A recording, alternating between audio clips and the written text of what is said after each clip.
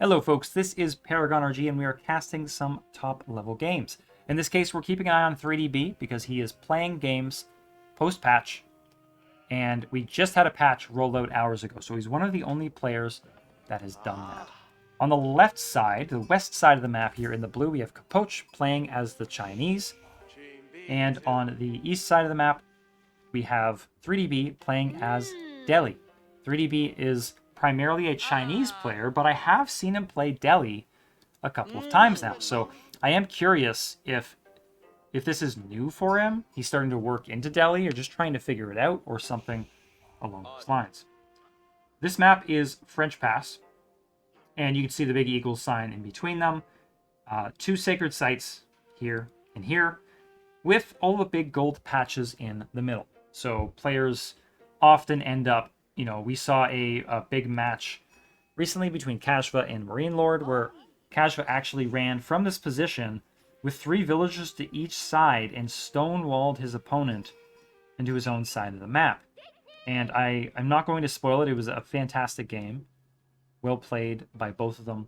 But very cool that players are doing that. And that may seem cheesy, but we're early into the game. We're in the first couple months of this game's release.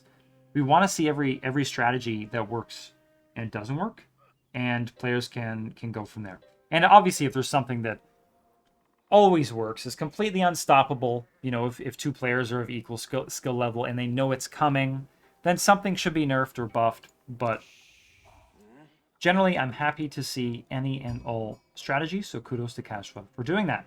We'll see if 3DB does anything similar. He placed his mosque pretty much right off the top, researching efficient production, as is very common for the Delhi.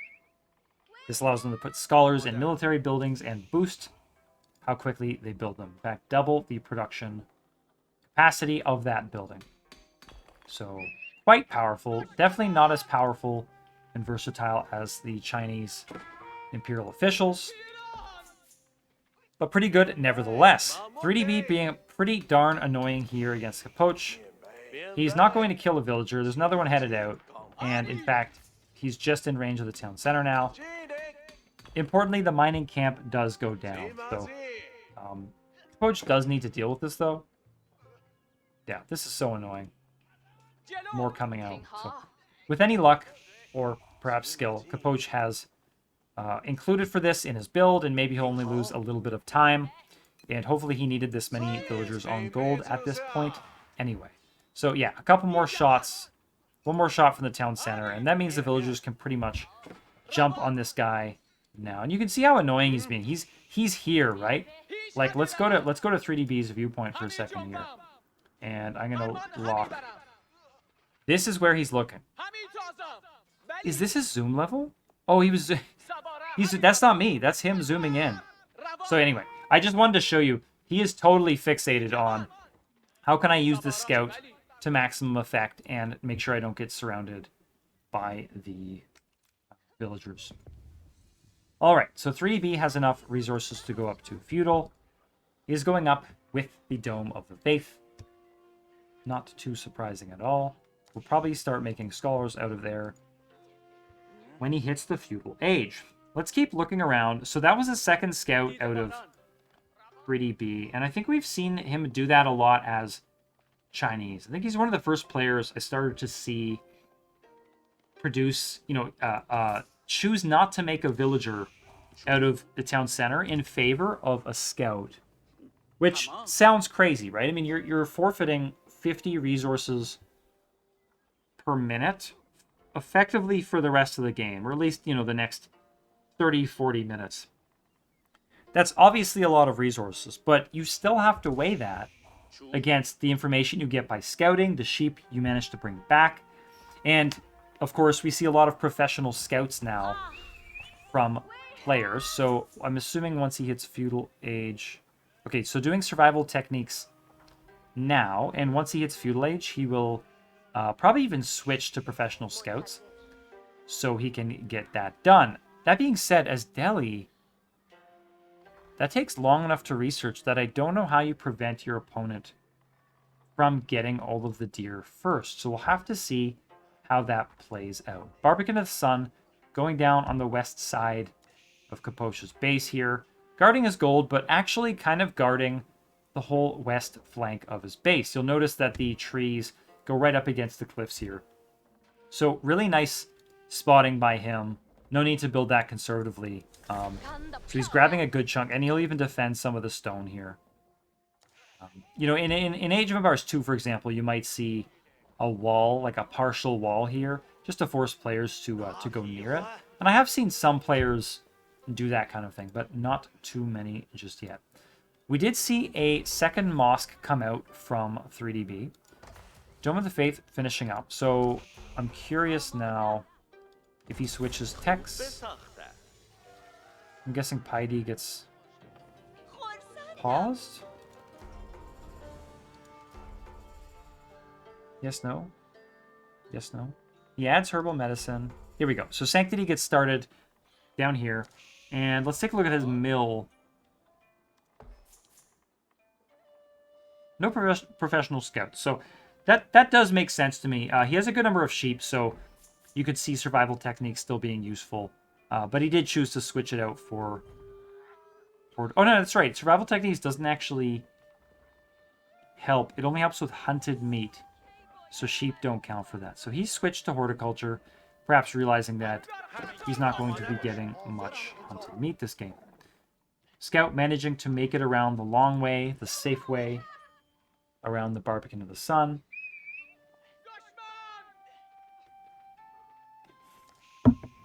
Imperial official here from Kaposh, supervising this gold mine. It looks like he's going to shift quite a few villagers off of it. So he was plowing forward as hard as he could for gold. I'm not sure why, unless the theory is something like you might as well have villagers on fewer tasks, because that way you can supervise each task. So, you know, he doesn't need to supervise this gold mine. There's only 2 villagers on it. And with 15 village... Yeah, that's a lot. All on this, then he gets 20% increase on their effectiveness. And he'll shift this this Imperial official up here. So that's actually an interesting insight. I don't think I've seen many players do that. I have seen major shifts in villagers between resources, but I think generally in Age of Empires that's been seen as a mistake. That's when, you know, that's when the player has not correctly understood how many villagers they need on a given resource. But in this case, it actually seems like the smart play. I wouldn't be surprised if some of these switch off of wood and go to food. Yeah, and that's where they're headed. So he doesn't need that many on wood, and now he can just really stock up here. Does he have... I would love to see, actually, the Song Dynasty. I would love to see the taxation Imperial Academy. He could get the research to pick up 40 tax at a time, because there's 236 gold sitting in this mill, and 61 here, 30 here. So he could definitely clean up on that. Sorry, the scouts have been yelling at me for some time. So let me take a look at what is going on. We see 2 scholars in each of these mosques. Dome of the Faith is continuing to produce that 5th scholar, and the compound of the Defender coming up. Okay, this is the 3rd time I've seen these.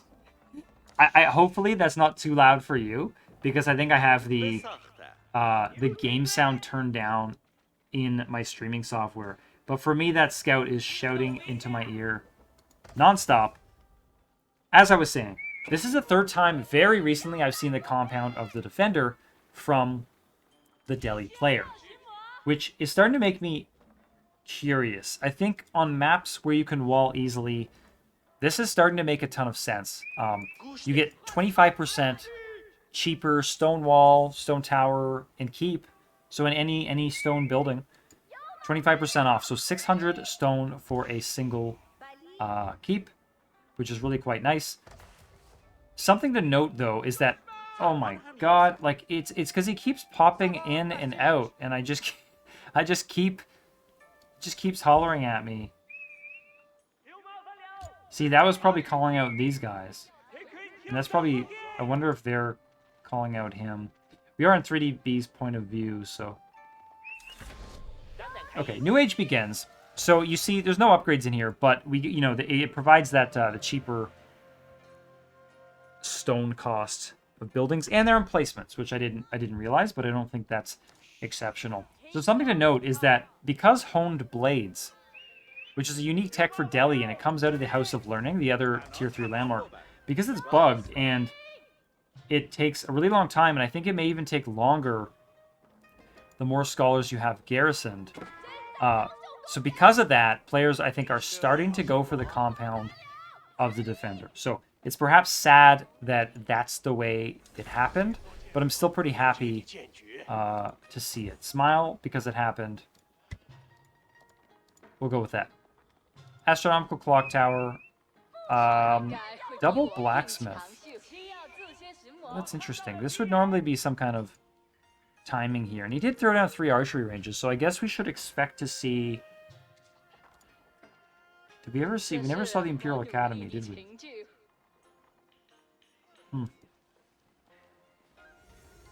Okay, here it goes now. So we expect to see a lot of Zhuge News out of Capoche here. So that makes sense to me. They were buffed recently. They're cheaper. They have less hit points, but you can really pump these things out, and they do really good damage. They counter quite a few things, so it makes a lot of sense to me. The question for me is when 3DB will be walling. It might be too late now. This will be up any second. Zhuge News will be all around the map any second. And Capoche is not blind. He has scouts here. There's a spearman coming here. A couple more scouts here. So, you know, he is already well out and about on this map. I don't know that... Unless the plan is a keep. I was thinking walls, but maybe... You know what? 3DB has 584 stone. He only needs 16 more stone. And he can drop a keep. Something I've been hoping to see is players drop a keep and research the technology to be able to produce villagers from it, which is also Delhi specific. The problem is that tech takes something like 15 minutes now, and I think it's also a bugged one that increases the more scholars you have. So less viable since the patch, unfortunately. We also saw a market. That's interesting. Okay, so I missed the elephant on the field, but we see a Tower War Elephant swinging to the left. So this would have been enough to push back whatever it was the Capoche had. You can see the Spearman took some damage there. So I don't know that he's going to commit to War Elephants, but it's probably... Oh, never mind. I say that and there's another one coming. And another one. So he's actually full on pumping out War Elephants right now. I was going to say, you don't even need to put a Scholar into it because they're so expensive, but he does choose to put one in. That's actually really clever. That might be the perfect tool. Well, to do exactly this, to just push back his opponent long enough to get the wall up. Do we see anything up here? So, Scholars running up here. There is a Spearman waiting for them, which is good play by Capoche. Let's take a look at what he's up to. I expect to see quite a few Zhuge News by now, unless he slowed building them. Are there any extra town centers? Nothing like that. So he appears to be on one TC Song Dynasty. I know it says Tang, but he has both... Oh! Okay, so just trying to drive away the Spearman there. Anything to buy some time to capture that sacred site. Capturing this sacred site with the help of the elephant. And the wall is down. Now, one thing I would point out, I'm not actually convinced that you always want to place a gate here, because your opponent can bring a siege tower and actually just drop units off. And now, because of the gate, they'll be able to just come down this side and out. Whereas, if it was just wall, they have no way down. So, I think we'll start to see players bitten by that soon enough. A bit of a bummer here. This Scholar is going to go down unless this War Elephant can get there. And actually, he might get there in time. I think he just needs to run the Scholar away a little bit. It's not as though it's taking a lot of damage. It has 130 hit points. These things are surprisingly tanky. So we'll check. Yep, he's going to run away a little bit now. And this War Elephant should be enough to take out these scouts pretty quickly. Spearman going down. War Elephant flank. I love it. Taking out these scouts. I'm loving this play. This is such solid simple feeling play from 3DB. This feels like a... this might be an early form of it, but this just feels like a good build. You basically know that your opponent isn't going to be able to do a lot to you when you're first getting out War Elephants. Hopefully, let's see if he can capture this in time, and it looks like he can. So he'll run away now.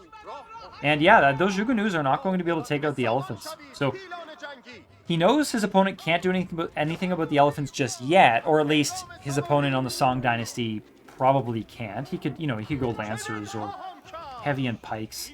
Spring Elves are less good against elephants now, so that is an indirect buff to elephants, right? Because they do 30 damage against regular units. And look at that, Capoche just forfeits. 3DB probably about to wall this off with, yeah, there's a villager right here ready to do it. Sacred Sites he'd have, stonewalled. Beautiful play by 3DB as the Delhi, beating Capoche as the Chinese. This has been Paragon RG, and thank you for watching.